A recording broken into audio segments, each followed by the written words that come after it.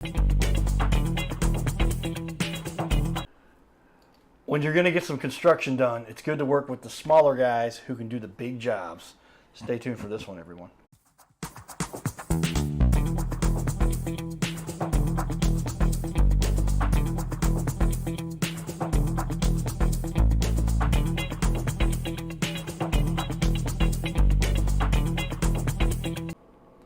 Welcome, everyone, to the Your Little Castle Show. I get to talk to experts from around the world who literally change the world. So we had somebody come from a long distance. This is about a 3-hour drive, is that right? Yes. And get up here early in the morning for us to do an interview because got work to do today. We got plenty of time left in the day now. We can continue, but that's what we talk about. Business owners who are on the ball. Give it up here for Jason Davis. There we go. Jason Davis in the house. Here he is. JD and Sons Complete Construction. I think I just memorized that. It's going to pop up here, I promise you. And there it is. From the ground up. That's a good way to start, right? If you do everything right, you got to do it from the ground up. That's right. But you've been doing this for 32 years now. Is that yes. Right? Holy cow. How long has your business been going? And is that all 32 years went in business? Or? No, started out doing concrete work, foundations, and then branched out on my own in the year 2000. In the year 2000. So that's 23 years, 25 years. 25 years. Just with your own business. That's yes. how you do it. Now we're talking.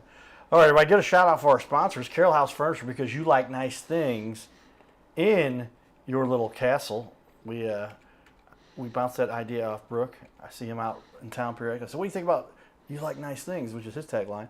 And we say in your little castle because we got the Your Little Castle show, and he thought that was cool. But we've got you guys set here now. We've got a couple things going on with you. I like the fact that you've got a great look, and I'm going to put up here your Facebook page. There it is. It's on this page right in front of us. But tell me, as a business owner, doing this for 30, what led you here? Why did you decide to get into this? Start off with. Well, early in life, we felt a call to the ministry, and the ministry didn't provide for our household needs, so I had to branch out in what I knew and started a construction business. So I had some experience in that background, and it's provided for my wife and myself and 5 children.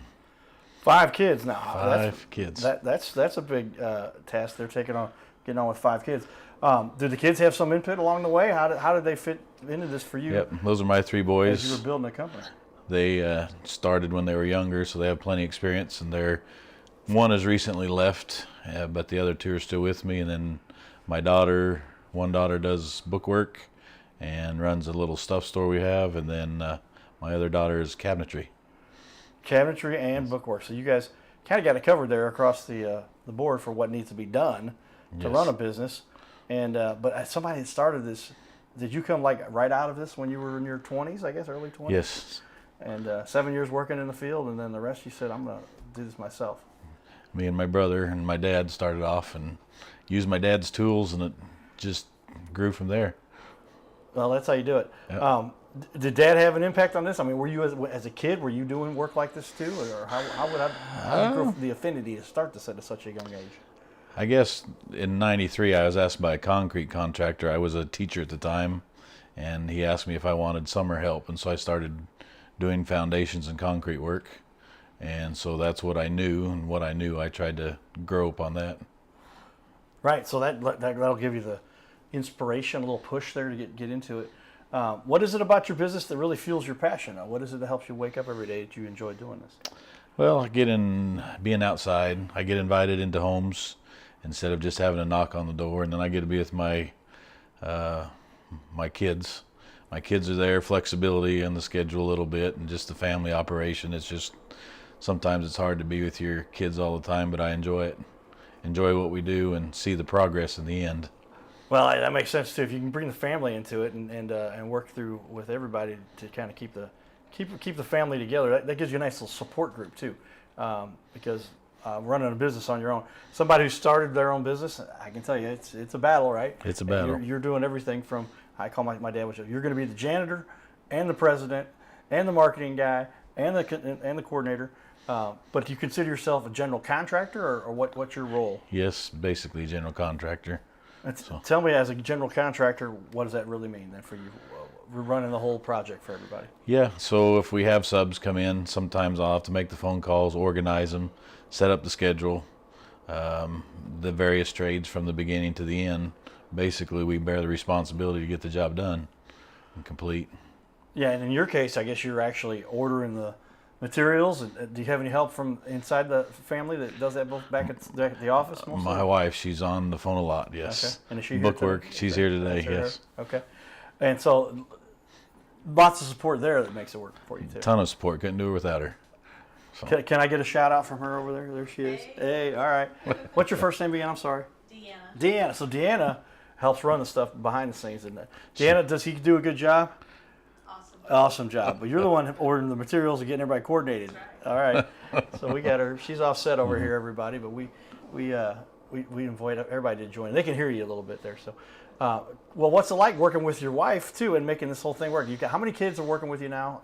And then the wife too. And then tell me. So I got 3 of my kids working directly with me every day, and then we have 4 other employees. So there's 7 on the construction crew. My wife's does all the bookwork, bonds, insurance. She takes care of that aspect of it. And just everybody working together. And I'm glad that she's there. I mean, it would been tense at times, but at the end of the day, it's all good. Yeah, no, that's great because I tell you, man, when you get that kind of close support from the people around you. Tell me what you focus on. Construction is a broad term, but we talked a little bit pregame. What do you like doing the most of, and what kind of work do you do? So now we've branched out a little more into the commercial. We used to do houses from the ground up, but we do some commercial work, remodel the storefronts, some work for MoDOT. We have a contract with MoDOT and do their repairs and maintenance. So basically, we organize the mechanicals, but we're the construction aspect of it. And so the mechanical part, electrical, heating and cooling, we usually have other contractors come in that work with us. Plumbers, that sort of thing. Yeah, well then, when you talk about doing work for MoDOT, then those are big jobs, right? Those are big jobs, You yes. had to build a reputation to earn that. What's the process to get a contract with MoDOT? A lot of paperwork. So a lot of stocks, bonds, you got to bid. You got to see if you're in the ballpark and competitive with everybody else, and then be able to finish the job. When they contact you, they pretty much want you there and hold you accountable to get the job done. And is it true that they always want the lowest price, or is that the case, or how do they select the winning bid? How does that come about? Most of the time, I think it is the lowest price, but you also have to follow a few other rules to get to that point. But most of the time, it is the lowest price. Because the materials are very much the same. Nobody's coming with any kind of revolutionary technology that the government doesn't already know about. That's right. And they're going to come in with that. Okay. Well, then, as far as the construction for the other residential side, is it kitchens, baths, basements? What do you enjoy most? I actually like, probably myself, I like the framing most and the siding, but we do it all. So right now we're remodeling a church and remodeling the interior, building the stage, creating new rooms and platforms for that, and additions to houses. So. Okay, doing God's work. So when you do a church, that's special work. It is special work. What are some things you actually do for the church?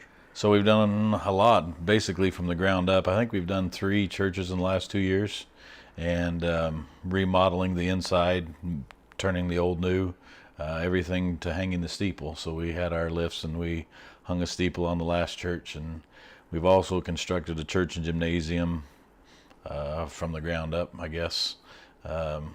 Completely. So a lot of interior work, just whatever they want done, windows, etc. Yeah, I mean, if you're doing the gymnasium there, that's lots of responsibility. You got to have some place for those kids to play. That's it. I remember how much fun we had in gymnasium at the school. But, Yes. Well, then tell me, as far as somebody's home, is it going to be a kitchen, or is it anything? But is it kitchens, baths, basement remodels? What at the actual house? What would you say you do most of? So really, we've done it all. Right now, we've done a lot of additions. The last one we'd completed, we had actually built over the house and then removed the old house out, and so they had a vaulted ceiling and balcony area, and it turned out really nice. And so just finishing up cabinets, kitchens, whatever they want, tiled showers. We're doing some tiled showers now, backsplashes, and of course the houses are getting bigger. I mean, what used to be an entire house number is just about a kitchen and bathroom remodel anymore. Lots of tile work, lots of cabinets, and so lots of brickwork on the exterior. Seems like people are able to afford nicer homes now, so it's fun. Just takes a little bit longer. Okay, so the money's there. People find it, and they. But you're saying brick. I mean, when you're doing the brickwork too, brick adds a lot of value to a house. It's a lot of more value. Expensive, but Yes. but you're doing everything from the foundation to the roof. Yep, I've got painters on staff and tile workers on staff. The guys like to frame real well. Roofers, I like to do less of that. We just recently done a salt dome for Missouri, and about 80 foot in the air, and so we just completed one of those last week. So. Salt dome. A salt dome. Okay, yeah, that's got to have a special roof on there. Formed a geodesic dome, 20 sections, and I think 65, 75 feet in the air. So it was pretty interesting. That's some fun stuff. You get to do a little bit of everything. Yep. But all the way down to the electrical work, you'll take care of that too, I would assume. Or I sub someone out for the electrical work. We do the minor things, but when it gets into big stuff, we kind of stay away. Let somebody else do the. Yeah, nobody wants to get that electrical. If That's you ever it. done any work, That's my least favorite. That's Electrical. your least favorite, I can imagine. That's for sure. If you've done a little work, I've done just to get the pros in here for that. That's it. But and how often is it the case that it's techie stuff with regard to electrical stuff, and you can burn a house down pretty easily. You can burn a house down, yes. And so not necessarily something you want to take on yourself. Right. I've had some electrical guys on. They talk about arcing. I was like, arcing? That sounds like a technical term. But you're getting arcs of electrical current coming across that aren't supposed to. Those cause problems. Unfortunately, yes, and that's better regulated now. But last week we could not find the breaker box in the church, and unfortunately one of my guys found out that it still arcs. It's still arcs. The old knob and tube stuff they have back there. They have some of that in there, yes. We've got an old house in Fayette, Missouri, and they said, leave the knob and tube alone. Just don't disrupt it, but they're going to make you remove it. But you can wire around it, but the old knob and tube, and put a whole new circuit breaker in. We had some old circuits. They did upgrade that. This house was built before they had electricity. I see. They had gas lights inside the house. Oh, my. Imagine. A little before our time. But well, then tell me, I did a little research on you. I think I pulled this up right. But before I give it away, take a look on the wall to your right. Is that you guys there? That's us. So we got you guys. We found you on the BBB. Mm-hmm. And look at what they had to say about you here. You've got an A+ on the BBB. I want to make sure everybody sees that there. I'm putting that up on the screen for everybody. But there it is, JD & Sons Complete Construction. Scroll down, you see that A+. How long have you had that? How's that make you feel to have an A+ on the BBB? It's good. When we started, I told my wife that, sometimes there's calls that come in that seem to be insignificant. And I just, no matter how big that we've grown, I've told my wife that I'll try to answer every call, even from, an elderly grandma or something that may not be the biggest job. Not be the biggest job, but I always answer my phone. If I don't answer my phone, I'm busy, but that's kind of my motto, that I'll answer the phone, no matter if there's an issue or a problem or who it is, that we'll get back with them. And that's kind of built our business and reputation. And if you were able to talk to some of the homeowners anytime, now it's texting. A lot of people like to text. Right. But I'll always get back with you promptly and answer the question. Hopefully we don't make many mistakes, but if we do, even if we make a mistake, own up to it. Own up to it and fix it. Yeah. Own up to it and fix it, yes. Yeah, no, I'm with you on that. And there was a time, there's not any businessman on this planet. One of the questions we're going to ask you a little bit later about what's a challenge you've overcome, but nobody on this planet has gotten through their entire career not making some kind of mistake. And nothing was deliberate. It's just a lot of times communication, misunderstanding. Right. Back to communication. But if you're willing to fix the problem, that's all people really. That's the key. That's the key. Just fix it and tell them what you did. And, we have to train people, and they don't always get to the same skill level that we are. So sometimes the younger guys just may not completely understand, and that's our responsibility to just make it right and do a good job. Well, that's what we talk about. That's how you make it, everybody. And that's why you work with small business owners. Not to knock my big guys. We love them. They've got their place. But if you get to talk to the small business owner, when you talk about training, a lot of that training for you, the guys that are working for you, came directly from you. Right? Yes. Yeah. And so it wasn't like a training course in 6 weeks in some classroom. You're probably out in the field doing it live. It's better in the field than the classroom. Better live in the field, actually doing it hands-on. Right. All right, everybody, stay tuned. We're going to share with you guys a little bit of the fun in the community. This is one of my favorite events we did last year, and it's just fun community stuff. If you know anybody who suffered from PTSD, this may hit home for you a little bit. Check it out. Hey everybody, it's John Fogarty. You're a heck of a musician on the side, right? Yeah, I'm going to sing a little bit later today, but not until after the golf. Right. Summit, great organization. We love you guys. Great interview we had. Yeah, we had a great time on the podcast. That was fun, man. That aired on ABC about 6 months ago. Yeah, probably 6 months ago. It's right fall, I think. So yeah, maybe a little more. Well, you guys do good work. Tell me why you love this event here. You're supporting Will. Yeah, so Will Be Inspired golf tournament, veterans, first responders, 100% everything goes right back into it. So always support the best and try to take care of ours and take care of us. Thank you, guys.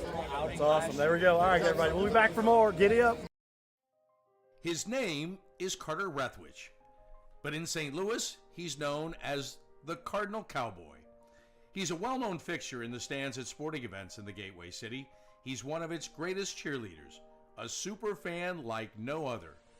When he makes his rounds at almost every home game, he shares his love for sports with the rest of fandom with a smile, a cheer, some positive encouragement, and lots and lots of selfies and pics. But the Cardinal Cowboy was born of a tragic incident. Rethwich was an aspiring athlete in high school and college. He dreamed of playing in the big leagues, but those dreams ended when he and 3 of his college friends were hit with a devastating crash by a 5-time drunk driver. One of his best friends died. Carter suffered a critical head injury. The trauma put him in a coma for 6 days. The doctors said he was never expected to function again. Those expectations never came true. He fought back and finished college. He was determined to prove the doctors wrong. Among other inspirations, it was his love of baseball that kept him going. And from his near-death experience, the Cardinal Cowboy emerged. His goal in life became to inspire others with positivity despite the odds, to help people believe in themselves and achieve their dreams. So after my coma, I realized that it was up to me if I was going to accomplish my goals, if I was going to reach my dreams. Despite what the naysayers would say, the people that were discouraging me, like they do everyone, it's up to me if I'm going to make it. Don't listen to the naysayers. It's up to you. You decide whether you're going to succeed, whether you're going to reach your goals. Dream, and then always, always chase your dreams. Never give up. Giddy up.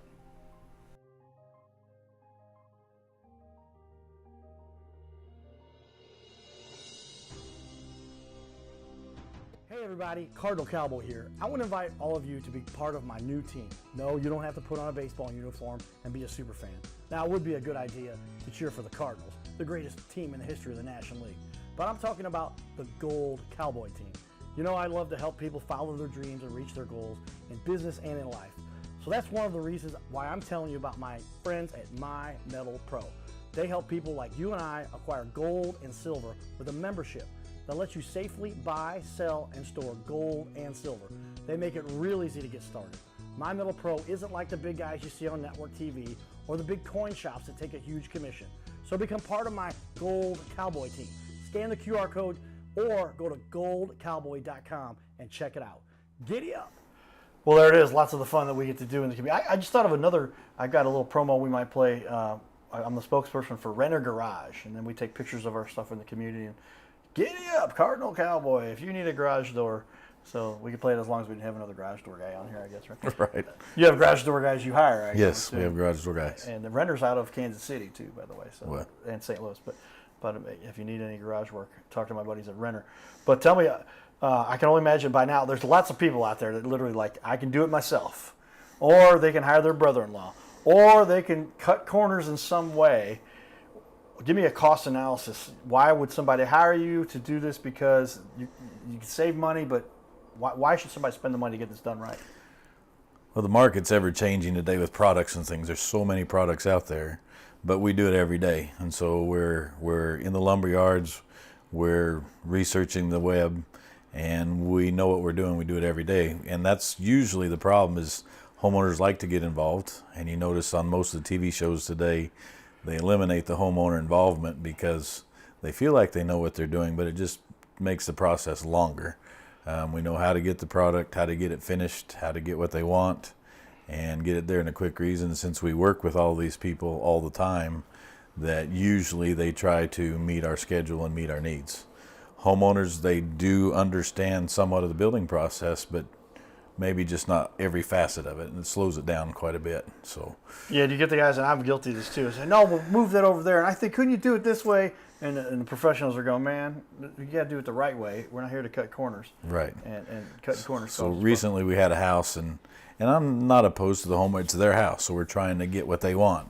But inevitably they had ordered some doors out of Texas, and I just asked them, I said, so if you get them out of Texas, what happens if something is wrong? Oh, nothing will be wrong. Everything's okay.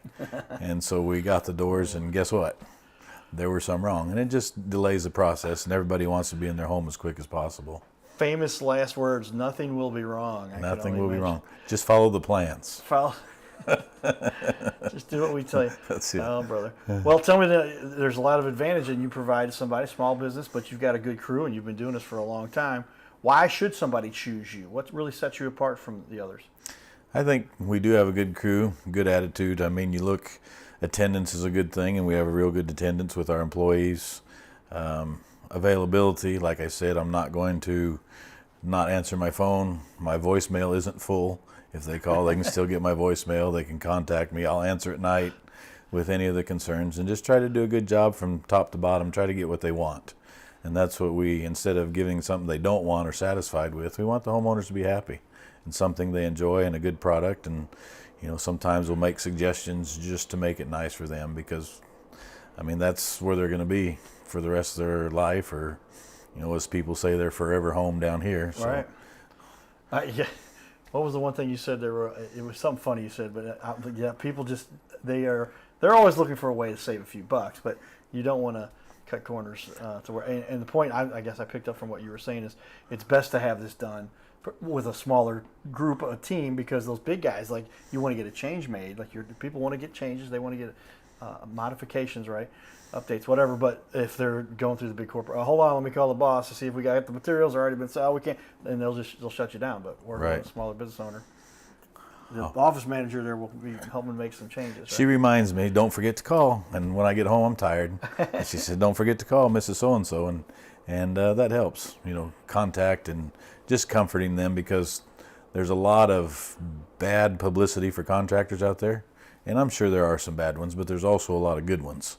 And, I've always wanted to start to show bad homeowners, because there are some bad homeowners out there. But nobody wants to cover the bad homeowners. Bad homeowners, too. Right. Those are the people that are just difficult. They're squeezing you and making things a little more difficult. Yeah, that's not the way to. You got to have it on both sides. Both sides. We got to communicate, get the job done right, and inevitably you're going to hit a hiccup. But I actually had a guy the other day tell me they fired a homeowner, and I've never done that. But anyway, I guess that's a thing now, firing a homeowner. Yeah, sometimes they say you have to fire some of your clients, the ones that don't understand what's going on. Right. We've dealt with some interesting people too. We all do. The world's full of. It's like a box of chocolates. You never know what you're going to get. Right. But that makes it fun, and you get to enjoy doing the work. But lots of big projects. What are some of the bigger projects you've worked on? And give me an idea of some of the smaller projects you've worked on. Well, down in Arkansas, we had completed a Burke's and Bell's. It's like a clothing outlet store. I think it was about 100,000 square feet. We had remodeled the inside and floor covering, fixtures, restrooms, that sort of thing. Got in commercials in Springfield, the former University of Phoenix. We had remodeled it from the college. We turned it into a healthcare place. Those are some of the bigger projects. Oops. Oh. That's all right. Early morning. Go ahead. Yep. Down to the little things. I mean, we'll go and pour sidewalk for somebody, or change out a vanity, something small, bathroom. Sometimes people just want to start with a single bathroom, and that's what we try to accomplish. Well, yeah, those big jobs work out great. It's the small jobs that bring you to the big jobs, right? Usually it turns into a big job. And you start off with something that seems like it's going to be a little more simple, but then they say, oh, but can you do this? Can you do that? That's the hardest part of the business, is scheduling. Schedule, yeah. And how do we fit all the work in that everybody, when you got the reputation you've got, you got that A+ rating on the BBB. Right. Obviously, you've been doing the work. Well, tell me about a little bit. What does it take to start a business? You've got certifications, and you got to deal with permits and insurance and bonds, special certificates. What are some of the things you've earned over the years that help you to develop to where you're at now? Probably a lot of patience and realize it's not a 9-to-5 job. It's like probably 5 to 9, just to keep things going, and being honest with people, up front with people, and just making sure that you get all areas covered.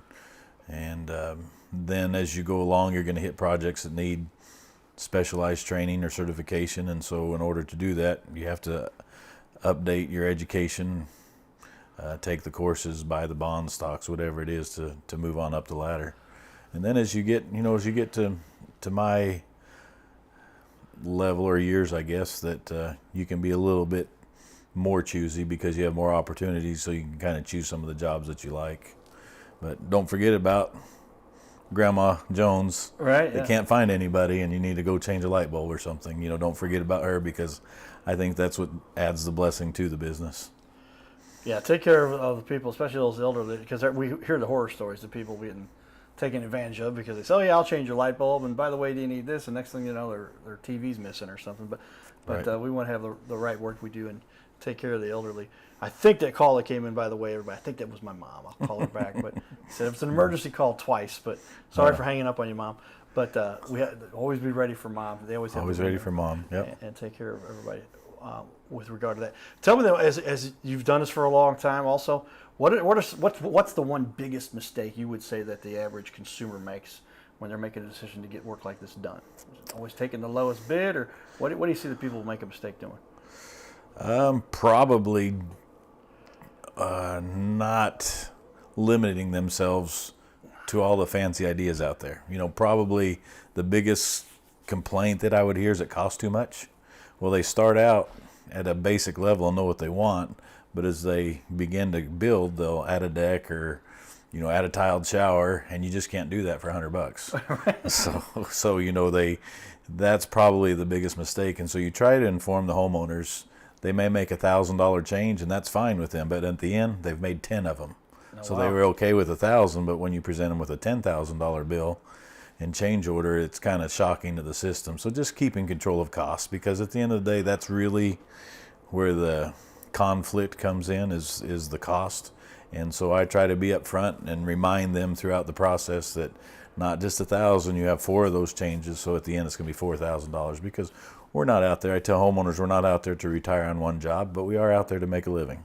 And so we just want to give them a good product, and I don't want to buy their house, and they probably don't want to buy me a retirement plan. So just communicate, do what we're supposed to do, be equitable and similar to what other people are, and do a good job.